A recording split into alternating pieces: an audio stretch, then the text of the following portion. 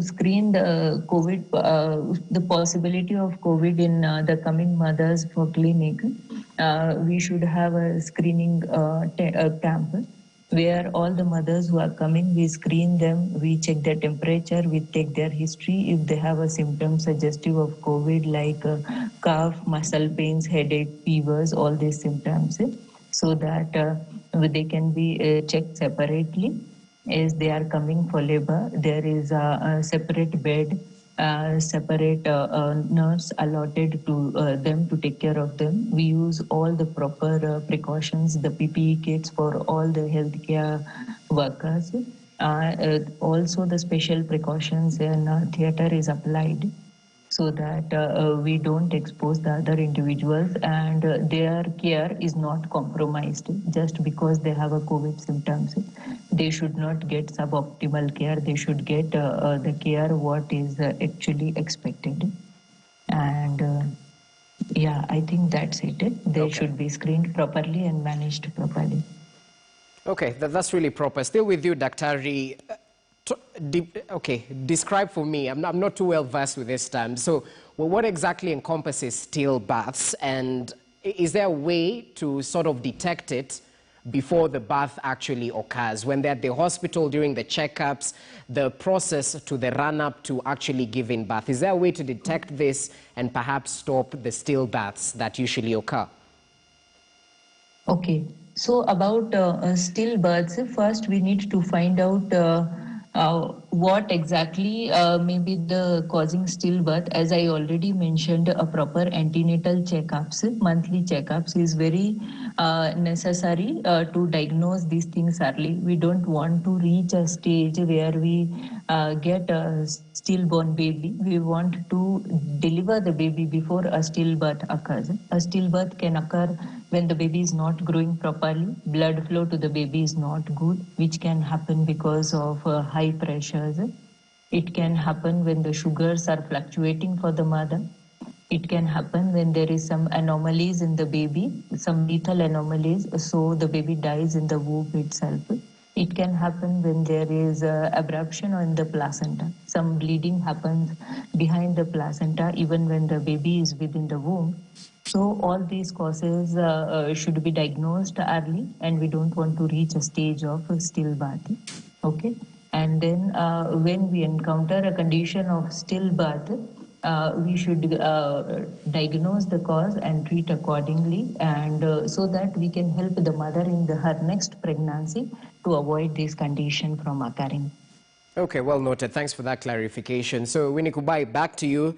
As a nurse, I'm sure you might have come across ladies who choose for the cesarean section by choice. I don't know what influences them, but perhaps the pain aspect is sort of a deterrent to a natural sort of birth. Is there any complication that comes with CS by choice, and what does it expose the mother or the child to, if so? Okay, so what I would say is we cannot actually decide what influences the mothers to choose CS. Some will want to maintain their body shape. They think normal delivery really wears someone off. Others do not want to go through the pain. And for some, it's just prestige. Yeah. But I would say the complications that would arise, just like with a normal childbirth, are a lot. One, they could be related with a medical procedure. So they could be related with anesthesia that the mother receives in there.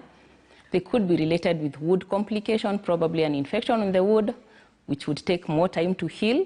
It would even be related to the child. Mostly when the child is being born, they have to go through the bones through a natural childbirth.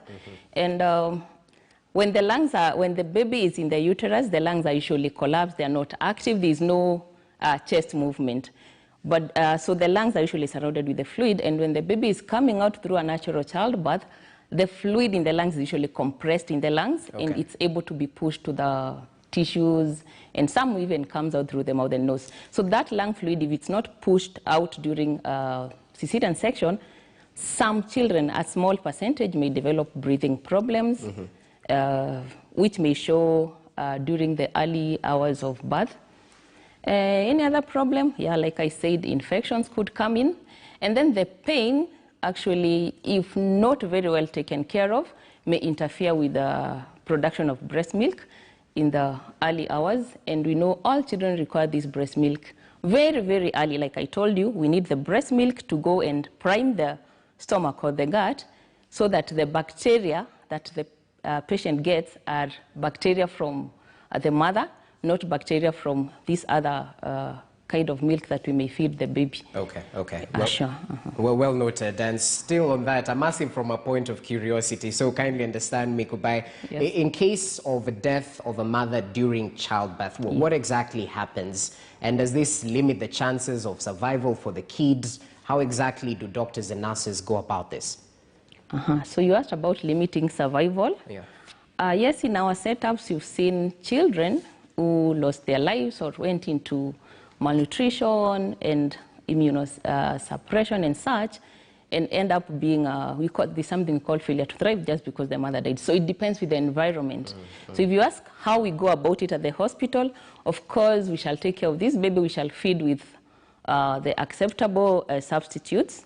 Currently, we are encouraging breast milk banks like donation, which is yet to take, the uptake is yet to come to a level that is acceptable in Kenya. But when such children are lost, or when such mothers die, the children are taken over, like they become our own children. We've taken, I work for Kenyatta National Hospital, and in our newborn unit, we have several. Some are left by the mothers immediately after delivery for reasons which are wide. There are wide reasons, but those whose mothers have died, we look at the family. If the family is able to take the child immediately, then we have no reason to keep the baby, for sure. But those that cannot go anywhere, they belong to the hospital. They are fed, they are dressed, infection prevention measures are taken. And as they grow, if the family does not take them, then the children's homes come in and they can adopt such children. Okay, okay, well noted. Thank you for clarifying that. It's all to do with lowering mortality when it comes to maternal health. Allow us to take a short break. I'm still with you, Dr. Harry Patil and Nurse Winnie Kubai right here. When we come back, we'll continue having this conversation in terms of the quality of care framework. Has it been cascaded down from WHO? Is it being implemented? And perhaps on the side, there's been a long-going conversation in terms of maternity and paternity leave. I don't know if